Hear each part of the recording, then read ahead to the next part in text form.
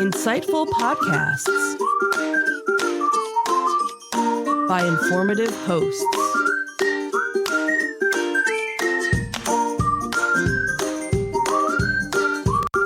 Insights into Things, a podcast network.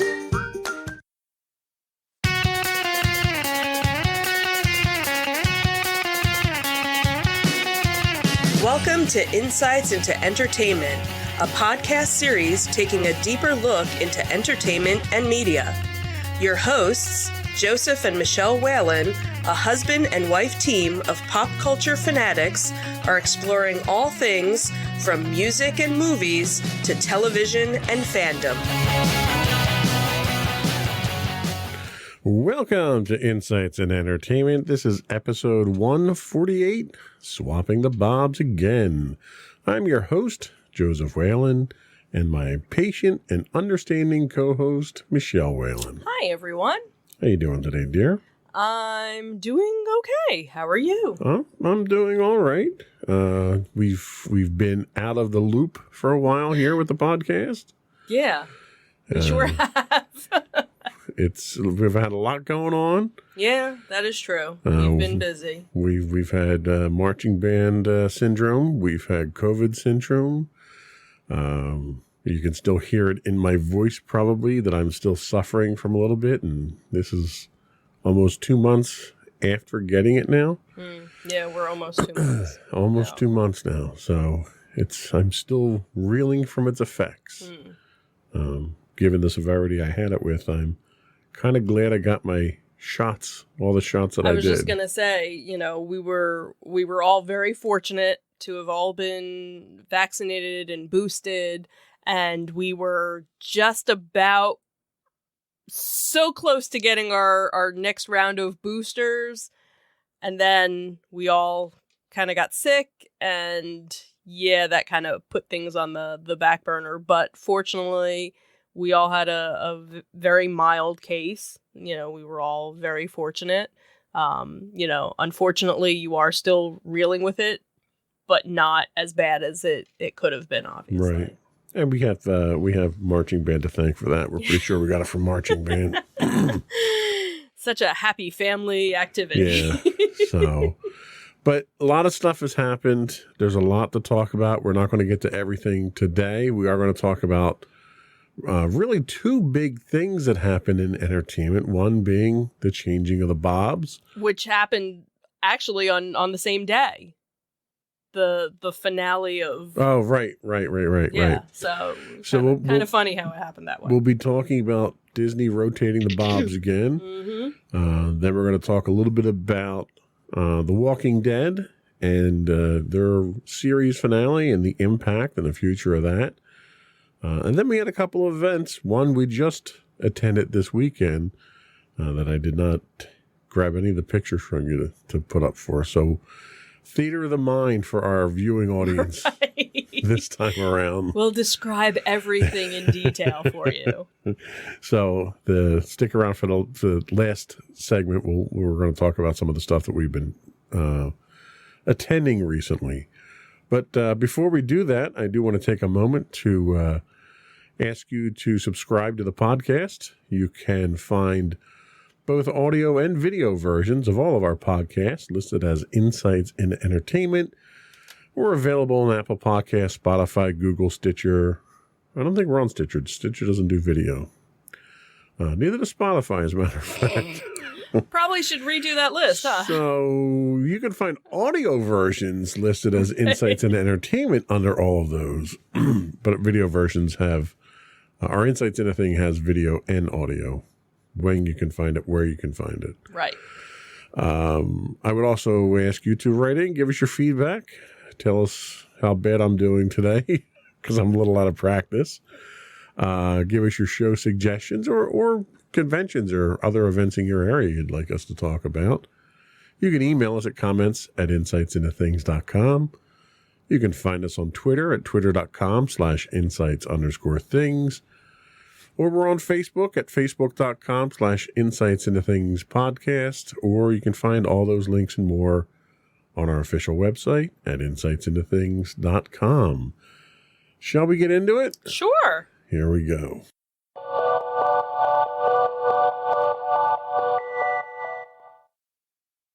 So, the changing of the Bobs. This was some very interesting news that I know a lot of fans of Disney were hoping for some big change to happen, and last month it happened. So Bob Iger was probably one of the most successful CEOs in history of the Walt Disney Company, and now it seems that he's returning back to run the media empire.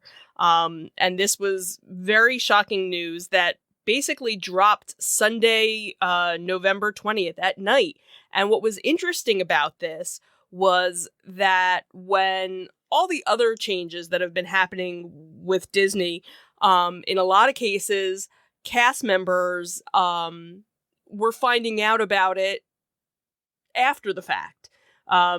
Information in most cases about the different layoffs and things, all people were finding out about it through social media after the fact. And a lot of the cast members were very upset that, they didn't get any sort of notice ahead of time. And Sunday night, I guess it was early Sunday night, an email actually went out to all of the cast members. So cast members were actually the first ones to know about, as they should be, all of these changes. So that was definitely a step in the right direction that so many of the cast members actually felt.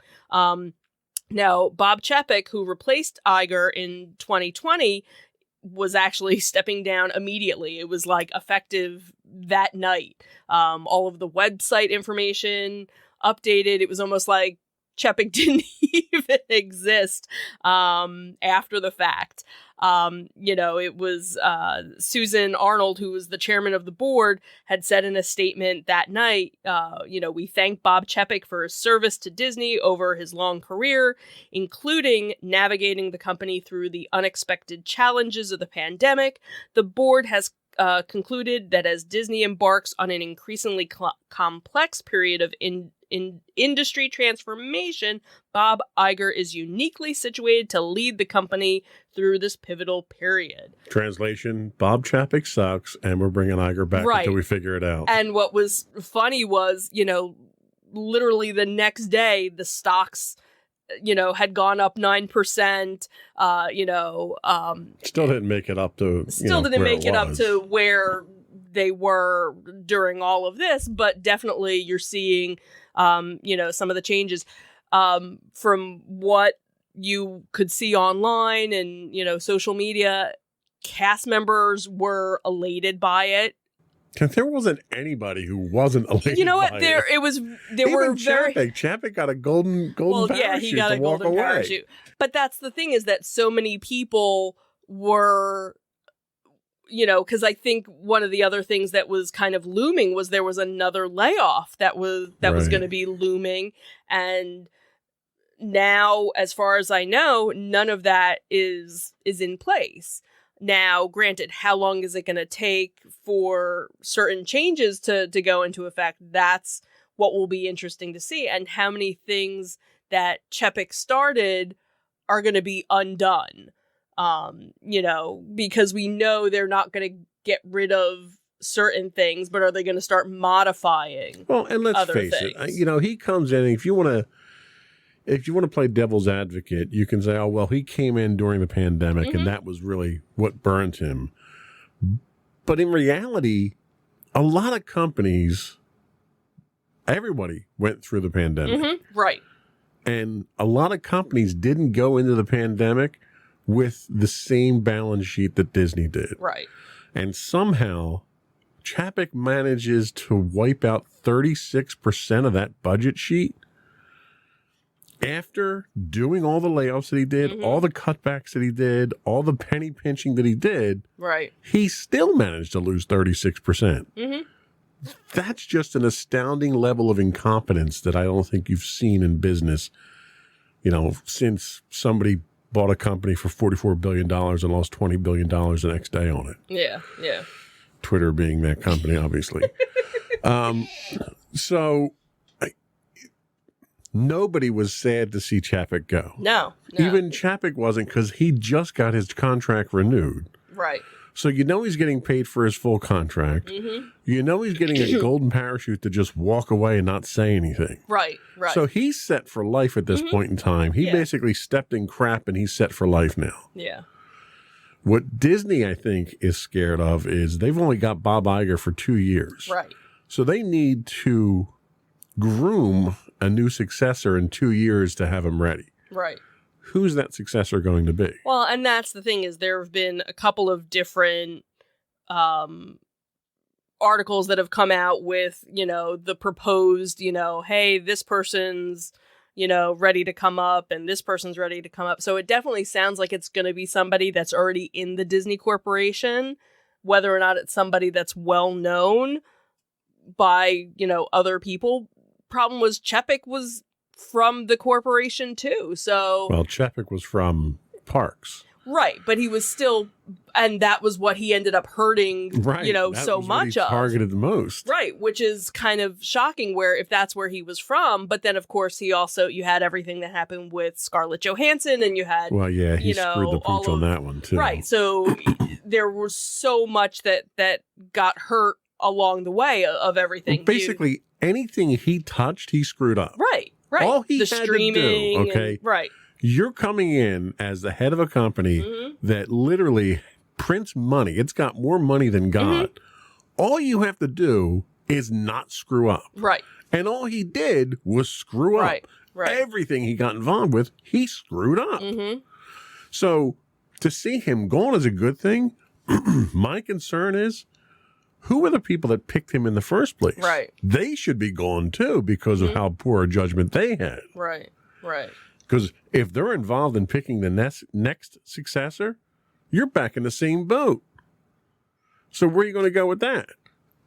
Yeah. So it'll be, interesting to see. It's 2 years, and a lot can happen in 2 years. And, obviously not as much will be undone, because I don't think he doesn't have time to. Right. He doesn't have time to undo it. He's got to correct the ship right now and right. get it back on course, get a successor going. Right. He doesn't have the luxury of going back and retconning all the stuff that Chapek screwed up. Right. So, again, how quickly things will happen, that will be, left to see, and maybe we'll actually be going sooner than, there is a later. chance, I'll concede the point that there is a chance that we may be going back sooner than I had originally anticipated. Right, because I even was under the notion, after we were just there in the summer, I was like, yeah, I don't know if I want to go back anytime It was literally soon. the first time I felt I didn't get my money's worth at Disney.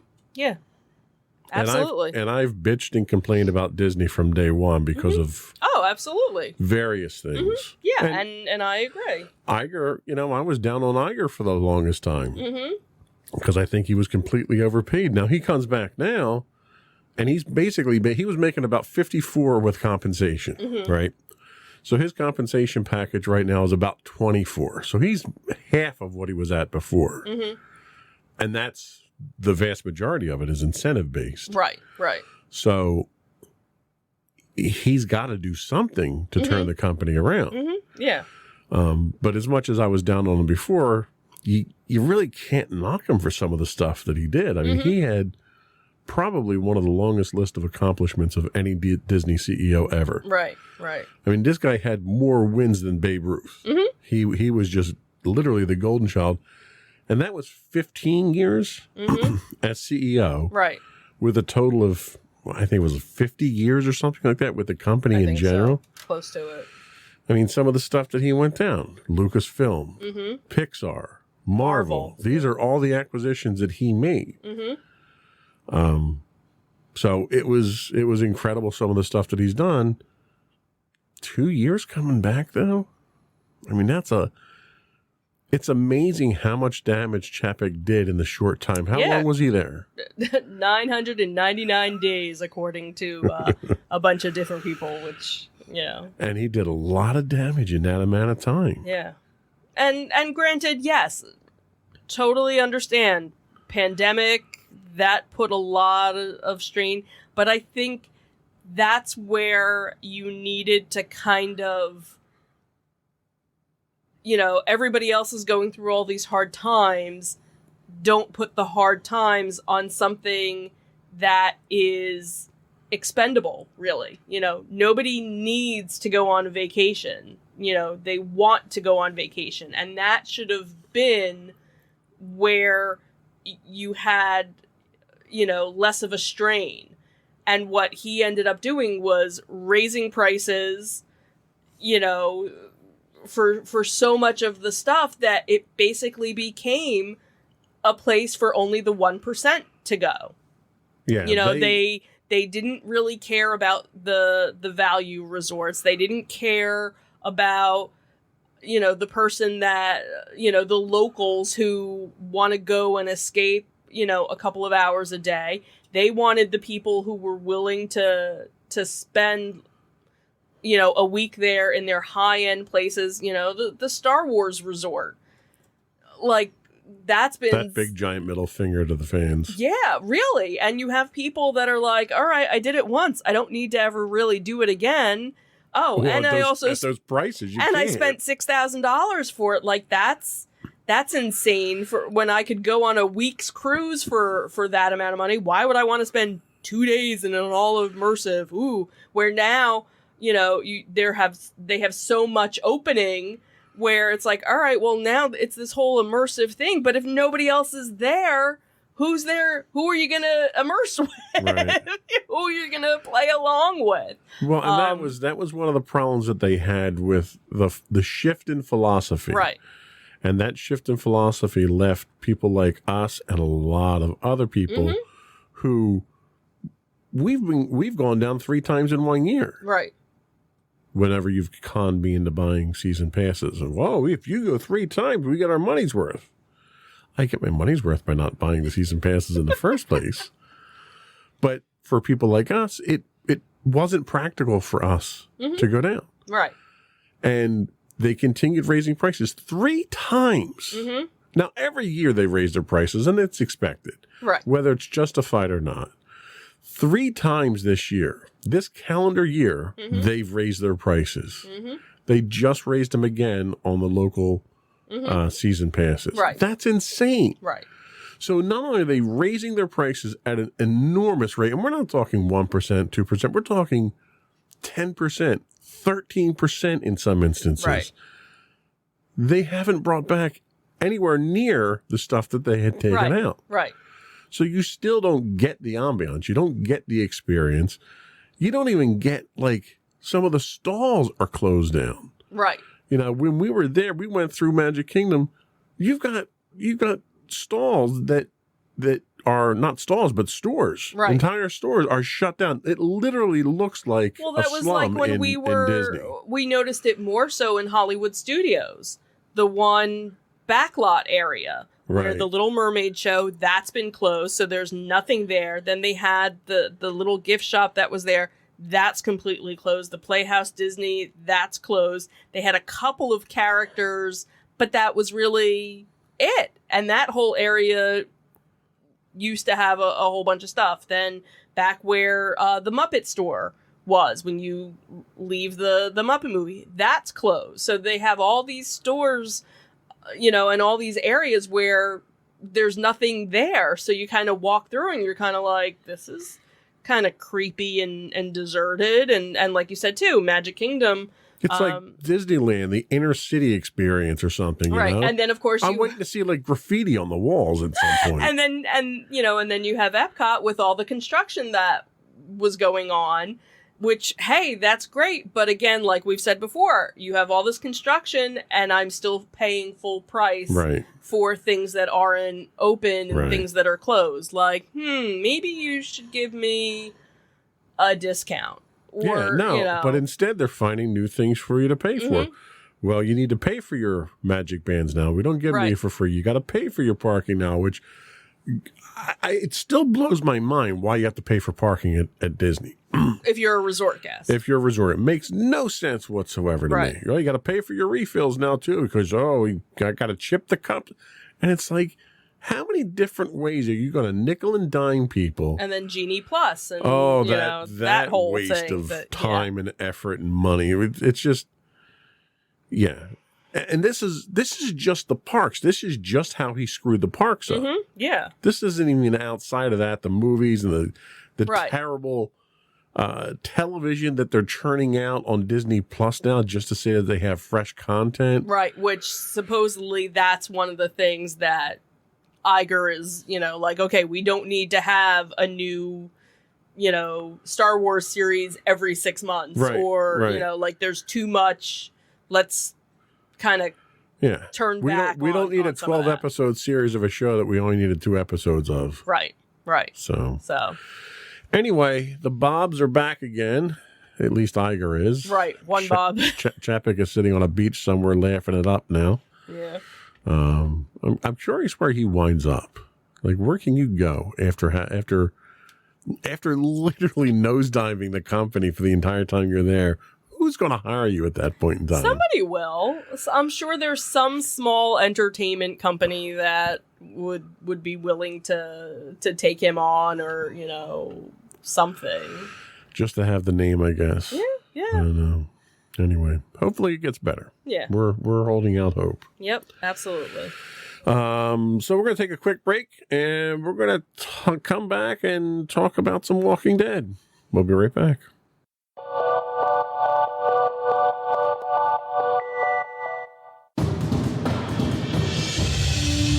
For over 7 years, the Second Sith Empire has been the premier community guild in the online game Star Wars: The Old Republic. With hundreds of friendly and helpful active members, a weekly schedule of nightly events, annual guild meet and greets, and an active community both on the web and on Discord. The Second Sith Empire is more than your typical gaming group. We're family. Join us on the Starforge server for nightly events such as operations, flashpoints, world boss hunts, Star Wars trivia, guild lottery, and much more. Visit us on the web today at www.thesecondsithempire.com.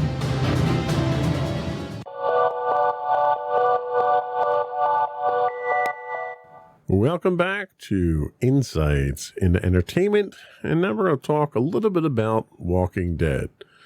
So for the longest time, 11 years now, 10 years now? 10 seasons. Well, it was 11 seasons. 10 total. Seasons now, Walking Dead was what's been described as the flagship of AMC. It really was the anchor show for AMC. Mm-hmm. Yeah. It spawned numerous spin-offs already. Finally came to a close. Yeah. Very different ending than what the comics had. I mean, the series itself had diverged from the comics quite some time back. I think it's like, when I think of series finales, the one that always sticks out in my mind is MASH. Right. The number of people that watched that was like record breaking. It was like people around the world watched it. I don't think Walking Dead had nearly those numbers. Why do you think that is? If it was such an important show on AMC, have viewing habits changed? Is AMC not a major player in the entertainment of this type of thing? I'm not sure, because I didn't look to see what the stats were for it ending. But I know viewership over the years had dropped, because I actually had friends who were, diehard Walking Dead fans and got to a certain point where it was like, yeah, no, I'm done, and kind of checked out maybe halfway through, the 10-year span, 11-year span of it, and just kind of got burnt out with it, or it got a little too dark for them, with everything that was going on, and they kind of, were like, yeah, no, I'm done with it. And some people kind of a zombie apocalypse during a zombie apocalypse with COVID. Well, and it wasn't the best. Well, thing. And that's the thing. But I'm talking about even before COVID and things like that, that there were some people that just kind of like checked out. But it was interesting to see the couple of different documentaries that they did, talking about the fans and how a show about, survival and the apocalypse brought families together, because you ended up getting people who normally wouldn't sit down to watch a television show together, watching a television show and becoming friends with people online because they were watching it. And that was kind of how you started watching it, because you weren't interested in watching it when I started watching it.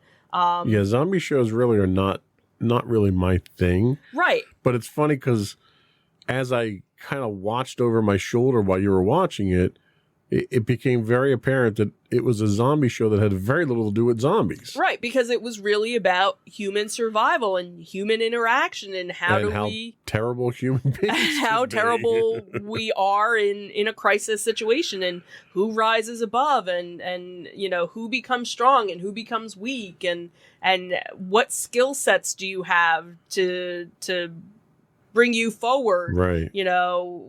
How are you marketable, in this new environment? What's your resume in the zombie apocalypse look like? Not so good, I don't think. And so that's what I think was kind of interesting, because again, that was one of the things when I started watching it. There was a friend of mine where we would watch it together, and we would text while, like, oh my God, did you see that? Da, da, da, da. And then it got to a certain point where they didn't watch it anymore. And I used to watch it, in the living room. And then I was like, you know what, I'm going to go downstairs and watch it on the big TV. And that's when, you weren't sitting there watching it. You were, on your computer, and you would kind of, you'd look over, and then you finally, sat with me and you'd ask questions. Who's that? Who's this? And then you decided, well, I have to watch it from the beginning, and you started season 1. And that was a painful trek, going all the way back to season 1, watching it from season 1, episode 1, all the way through. I think I started watching with you in season 7, I think. Maybe.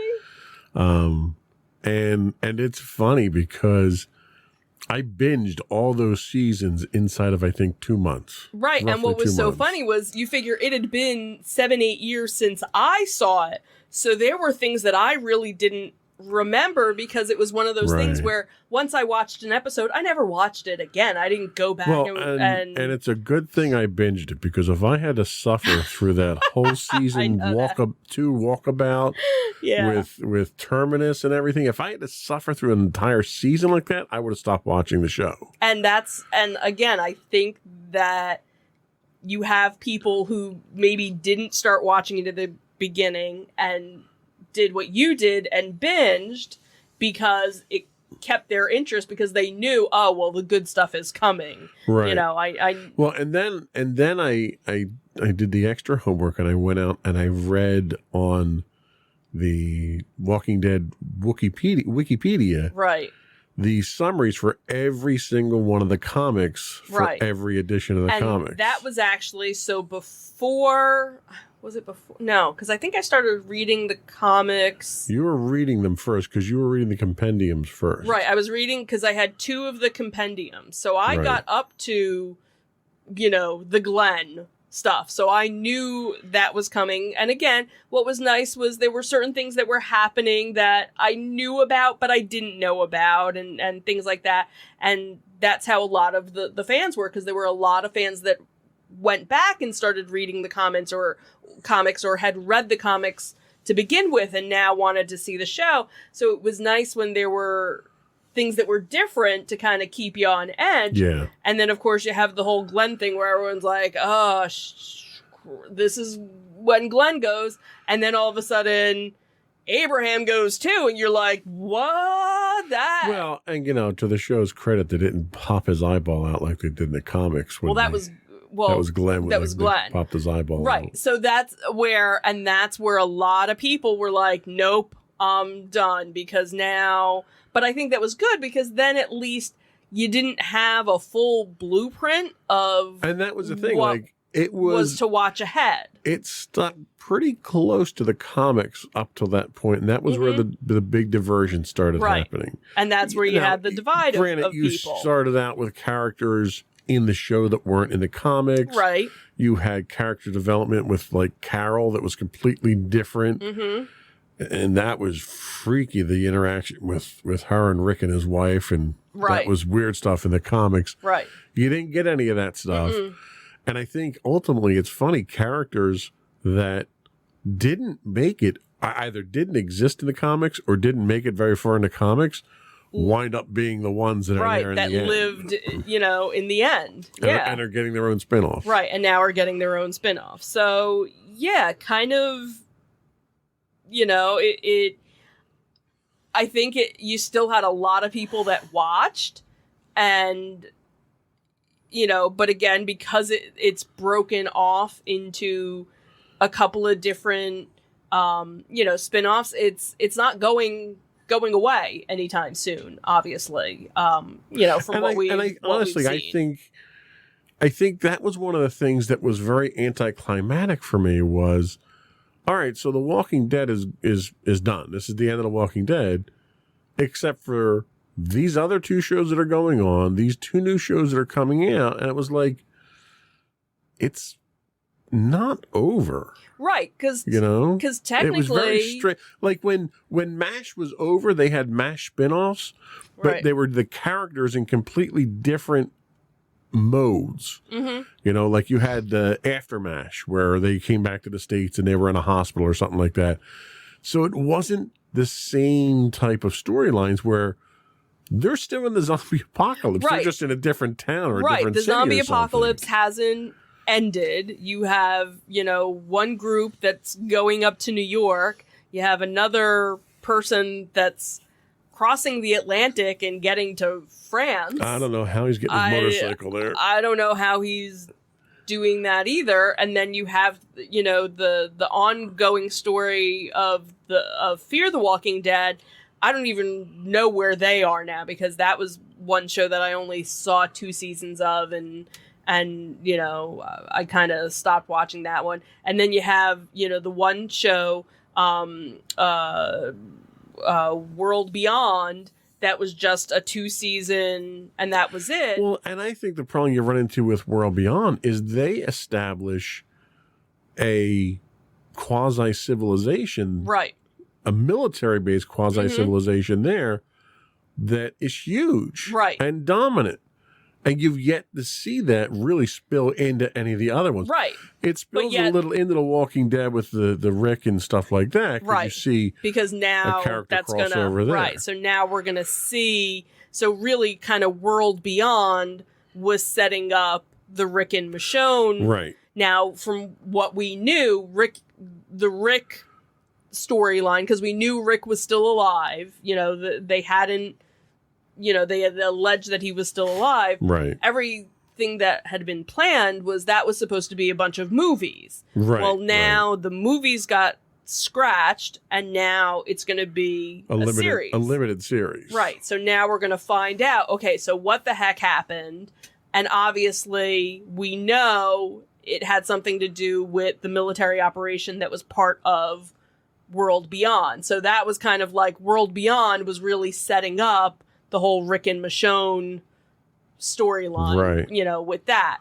The whole going to New York thing, we don't know why that was happening and why the two people, They got to have Kurt Russell show up as Snake Plissken to really make it work. That would be funny. But that's the thing is, why is it Negan and... which they don't establish by the end of the season finale. Right, because the only thing that we find out from the series finale is Rick and Michonne are, basically that was it. We don't know why Daryl is going to France. We don't know why, Negan and, why can't I think of her name? Maggie, thank you, are going to New York, because we know, at the end, Negan is married. He has a kid on the way. Is she part of the thing that they end up and that's the other thing too, is because they finished Walking Dead with kind of, all right, we've taken the town back. We've gotten rid of the bad guy, and, now everything should be good. So why does everybody need to go off? Right. Right. Like, you finally are in a good place. Why you leave? Yeah, given the reputation over 11 seasons, it's entirely possible that Ezekiel kicks them out because they seem to ruin everything. Yeah, they you know touch. what? Maybe it's They're not like, hey, them. you guys are related to Bob Chapek, aren't you? You need to get out. So yeah, it'll be interesting, to see. So you have the 3 new series. So you have Walking Dead Daryl Dixon. Which, I really hope to come up with a better title than that. And now the other thing too that I guess it was from World Beyond, was the fast zombies, the ones in France. Right, you got climbers. You got the climbers. You got runners. And you got the ones that can open doors now. Yeah, you got the articulated ones, the guys that can pick stuff up. Right. So what is it that makes him want to go to France? Now, that was also supposed to be where Carol was originally supposed to be going with him, but because they were actually filming in France, which seemed kind of odd during, this whole time period, why you wouldn't just do, a set or something and stay stateside. She's not going, so they had to kind of redo that whole storyline.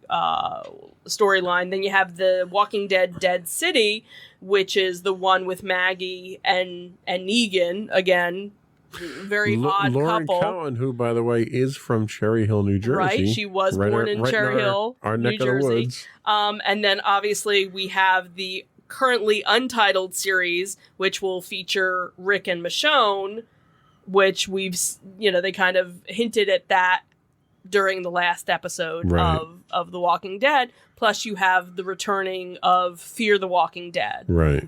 World Beyond, again, was just a 2-episode thing, two seasons, and that was it. So yeah, so Walking Dead's over, but long live the Walking Dead. Long live the Walking Dead. So yeah, we'll see where we wind up with it. Yeah. We'll see if they're worth watching moving forward. Mm-hmm. So we're going to take another quick break. We'll be back, and we're going to talk about some of the things we've been doing as far as pop culture-y, seasonally type stuffy stuff. We'll be right back.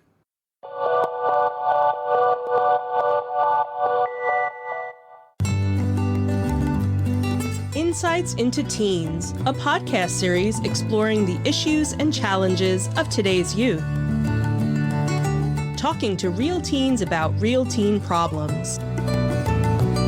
Explore issues from braces to puberty, social anxiety to financial responsibility. Each week, we talk about the topics concerning today's youth. We look at how the issues affect teens, how to cope with these issues, and how parents, friends, and loved ones can help teens handle these challenges. Check out our video episodes on youtube.com/insightsintothings. Catch our audio versions on podcast.insightsintoteens.com or on the web at insightsintothings.com.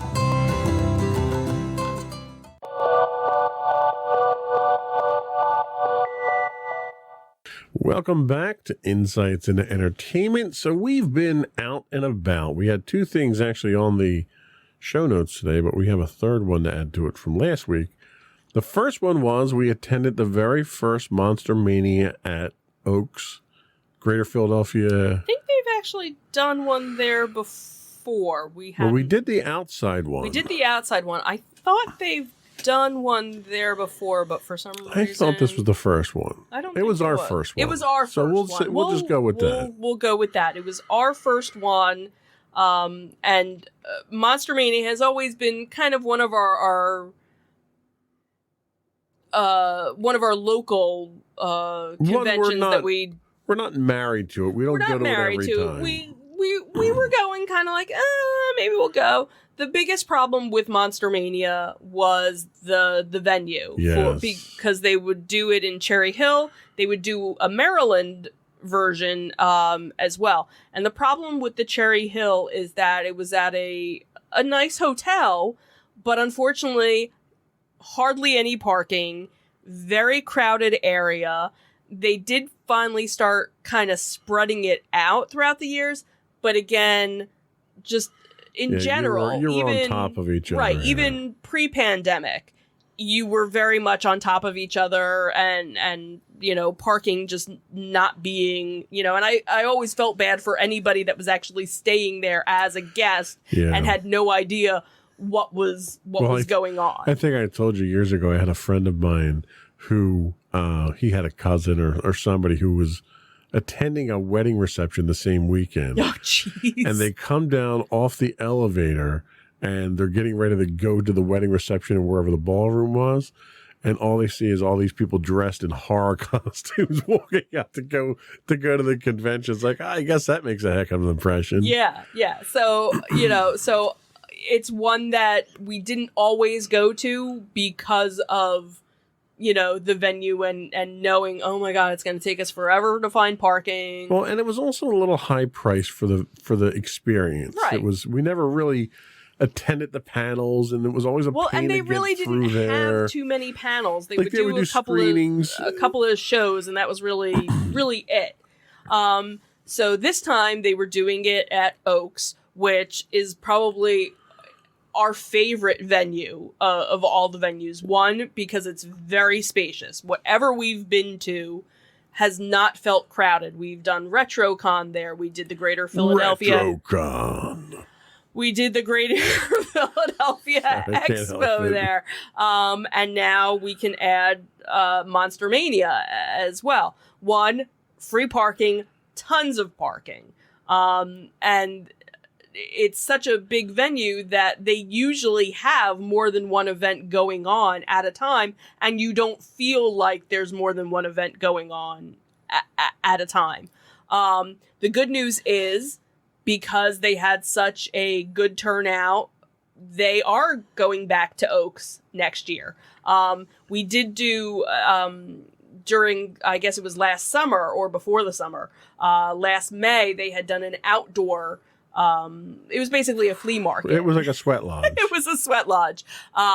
So it was nice to see them, back here inside. And what was nice was the one area they had a whole bunch of celebrities, so that if you wanted to partake in that. It was set up in such a way that you had very organized, very large aisles for your vendors. Yes. Nothing was crowded. You had an entire other area for your panels. Mm-hmm. With plenty of seating. Right. You didn't have to sign up for any of them. You could just walk and all into the panels it was actually open air. So, if you happen to be walking by, it was like, oh, so-and-so's speaking. We're like, oh, well, we'll sit down for a little bit. Celebrities in the back room. They had the food off to the side. It was so well done. I mean, of all the conventions that we've gone to, I think it was probably one of the best layouts that they've had of all the conventions we've gone to. Yeah. I was very happy with the experience. I was very happy with the fact that I wasn't elbowing people left and right. Plenty of space. Very well done. We'll definitely be going back. And again, like I said, they've already booked it. They signed their contract. And the number of vendors. They must have had 30-40% more vendors there than they do, because you can house that many there. Right. They couldn't house that many in Cherry Hill. Yeah. So definitely, if you're a fan of the monster conventions, this is definitely one that even if you're a fan of just pop culture, because of the increased number of vendors. Yeah. It wasn't just horror stuff. Right. Which was really nice. Yeah. And they have, a couple of, other vendors there, selling coffee and pickles and other things. Yeah, but you had sci-fi there. You had typical pop culture. You had movie stuff there. Right, because you always, you had toy vendors there. Right, because you usually always get a vendor who not only has their sci-fi or their horror stuff, but they have their other stuff, as well. So before we move on to the next one on the list, let's talk about what we did this weekend since we're on a convention kick. Sure. So for our second year in a row now, we have gone down to Maryland and gone to Ocean City Comic Con.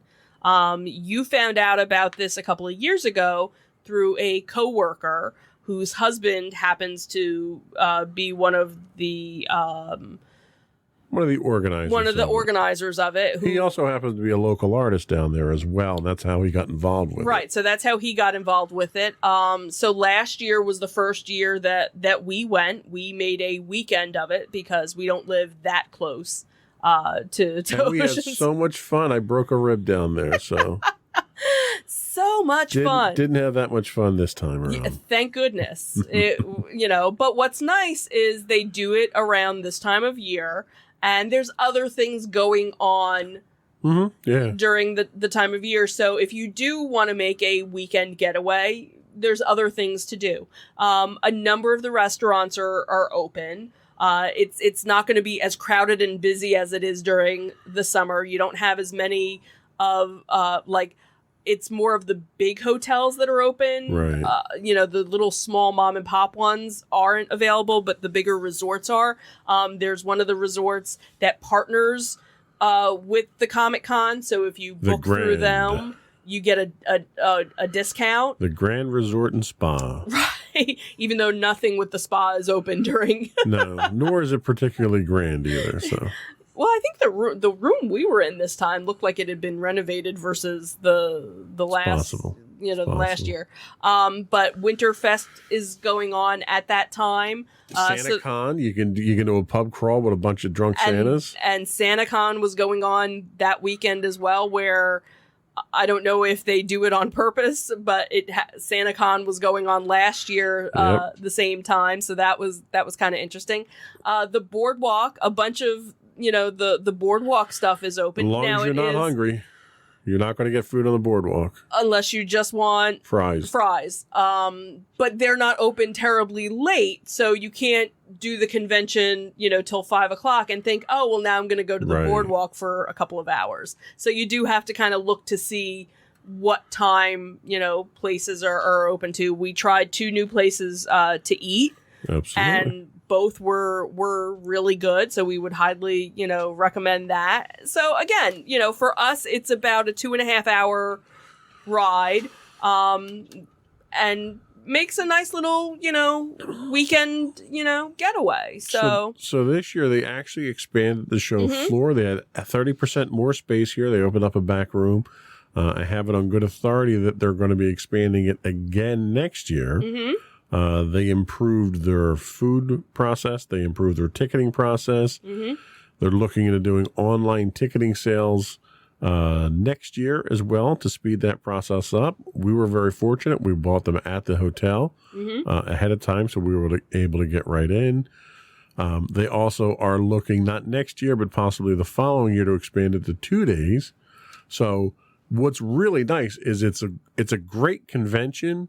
And it's a convention that they're taking the profits and pouring it back into it and making it better and better. Yeah. So just over 2 years of going, we've seen it get better, and they're making it even better after that. So it's a local convention run by locals, but it's people who are passionate. Right. It's local artists who are running it. Yeah. So they know what a convention needs to have to be successful. Right.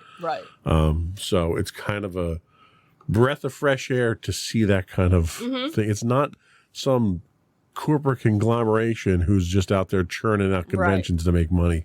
It's people who are there at the conventions, which you can really tell the difference. Yeah, absolutely. And one of the things that, that we commented on, and when you had talked to, your coworker about it, they, said, that was kind of the point. Most conventions that you go to, you have, here's this vendor aisle and this vendor aisle, and here's all of our artists. We kind of put them in Artist Alley, away. And you have a lot of people that never even go down Artist Alley because they're not interested in all of that. And, and in some cases it's a shame because there's some really good artists there, that just want to be recognized. And what was nice was here, they mixed them in with everybody else. So it wasn't here is just the vendor selling this, and here's just the people doing this. Here's a mix of everything. Absolutely. So you'd have, an artist next to somebody else. So if it was something that you weren't interested in the artist, okay, so you walk right past them, or you give a nod and you look at the next person. Or maybe because you're looking at the one vendor, oh, there's an artist here. Oh, let me look and see what you have. So that was kind of nice that it was kind of blended a little bit better than some of the other, conventions that we've gone to. So Ocean City Comic Con, definitely recommend it again.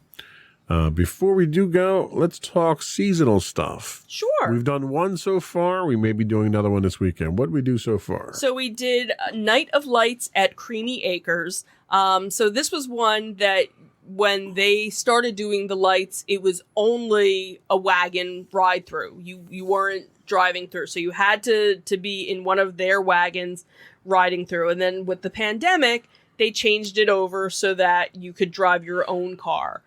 So this year they actually brought back the wagons, but you're still able to drive your car through, which is nice because then you don't have to, especially if it's cold or the weather is questionable, you don't have to worry about. Or if their music is terrible. Right. Then you can listen to your own music. So this is one that we've done the past couple of years. It's a little local for us. And what's nice is after, you're done going through, they do have a little shop area. You can go and see Santa. They do have fire pits now, because I think last year, I don't think they were doing fire pits just yet. No. I can't remember. So they had fire pits. You could buy a little s'mores kit, which was $4 or something to make 2 s'mores. But hey, but they had a little bit more food available. They had like a bakery area, and then they had, cheesesteaks and chicken fingers and, some fried stuff. All that Christmassy food. And then they have a couple of characters, walking around. creepy characters. But it's nice because it's a local farm that does this. You can buy your tickets online, or you can buy them there, and a nice little enjoyable drive-through Christmas light display. All right, I'm going to put you on the spot. What are we doing this weekend? So we are probably, depending on what the weather is, I'm guessing maybe Shady Brook. Yeah, probably. We also are fortunate enough that Diggerland, which they happen to do a drive-through one as well, so maybe we'll give them a try. Well, and Shady Brook is probably the biggest in our area. That one's up in Bucks County, right, Pennsylvania. Right, that one's further for us to go to, and depending on what the weather is like. And usually what we'll do is if it's a decent day, we'll go up, we'll hit Peddler's Village, we'll stay there, we'll hit there in late afternoon. They turn their lights on fairly early. You get to enjoy those lights, and then on the way home, we drive. We'll hit Shady Brook. Right, and if because I think the last time we went, I think it started raining when we got done, so we didn't do any of the fire pits, because that's another thing too, is they started having fire pits, but you actually had to make reservations, or they had private ones you could do, but they had public ones too. We had to fight for a couple cheeks on the bench. Right. So we'll see. We'll see how it goes. It's always that fun part of fighting around the fire that we love to do around the holidays. But now we have our own, fire pit. So we have to assemble that this weekend. We have to assemble that this find weekend. Stuff to burn. We'll be throwing furniture and stuff in there. So if you got anything you need to burn, bring it over. Just make sure it's cut down real small. Right. It's not a big pit. So anyway, I think that's all we had for the show this week. Hopefully we'll be back on a regular cadence moving forward now. Yeah, we'll see. We'll see about that. I took a couple of weeks off because I just wasn't feeling up to it. So right. Moving forward, hopefully we'll be a little more. Before we do go, though, I do once again want to ask you to subscribe to the podcast. You can find audio and video versions of our podcast listed as Insights into Things.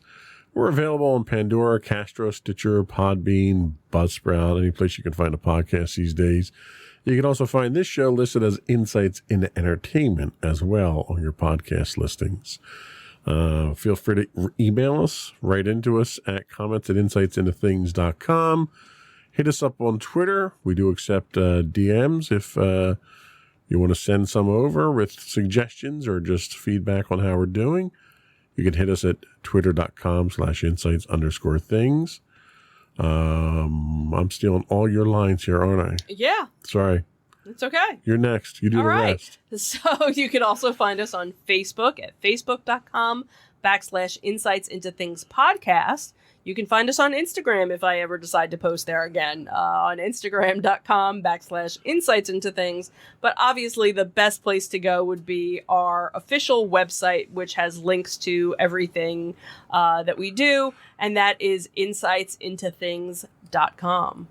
That's it. Another one in the books. Have a good week, everyone. Bye. Bye.